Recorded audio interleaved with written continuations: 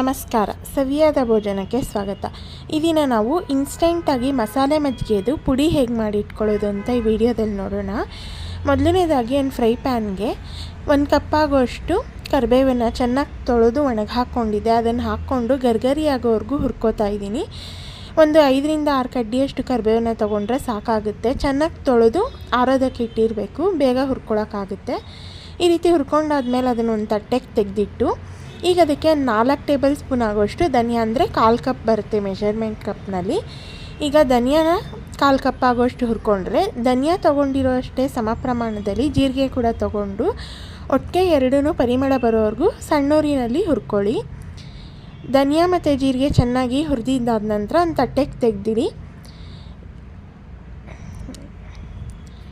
ಈ ರೀತಿ ಧನಿಯಾ ಜೀರಿಗೆ ಆದ ನಂತರ ಅದೇ ಅಳತೆಗೆ 1 ಟೇಬಲ್ ಸ್ಪೂನ್ ಆಗೋಷ್ಟು ಮೆಣಸು ಹಾಕ್ಕೋಬೇಕು. 4 ಟೇಬಲ್ ಸ್ಪೂನ್ಗೆ 1 ಟೇಬಲ್ ಸ್ಪೂನಷ್ಟು ಮೆಣಸು ಹಾಕ್ಕೊಂಡ್ರೆ 1 ಟೇಬಲ್ ಸ್ಪೂನಷ್ಟು ಓಂ ಕಾಳನ್ನ ಹಾಕ್ಕೊಂಡು ಚೆನ್ನಾಗಿ ಪರಿಮಳ ಬರೋವರೆಗೂ ಹುರ್ಕೊಳ್ಳಿ.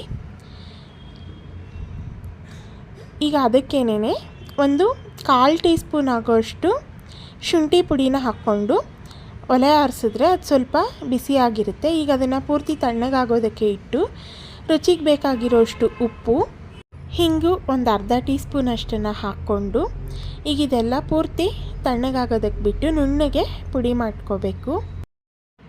ಎಷ್ಟು ಸಾಧ್ಯನೋ ಅಷ್ಟು ನುಣ್ಣಗೆ ಪುಡಿ ಮಾಡಿಕೊಂಡು ಇದನ್ನು ಜರಡಿ ಮಾಡಿ ಒಂದು ಡಬ್ಬಿನಲ್ಲಿ ಹಾಕಿಟ್ಕೊಂಡ್ರೆ ತಿಂಗಳನ್ಗಟ್ಟಲೆ ಸ್ಟೋರ್ ಮಾಡ್ಕೋಬೋದು. ಯಾವಾಗಲೂ ಹಸಿ ಸೊಪ್ಪನ್ನು ಹಾಕ್ಕೊಂಡು ರುಬ್ಬಿ ಮಸಾಲೆ ಮಜ್ಜಿಗೆ ಮಾಡೋದಕ್ಕಿಂತ ಈ ರೀತಿ ಪೌಡ್ರನ್ನ ಮಾಡಿಟ್ಕೊಂಡ್ರೆ ಇನ್ಸ್ಟೆಂಟಾಗಿ ಮಜ್ಜಿಗೆಗೆ ಬೆರೆಸ್ಕೊಂಡು ಕುಡಿಬಹುದು.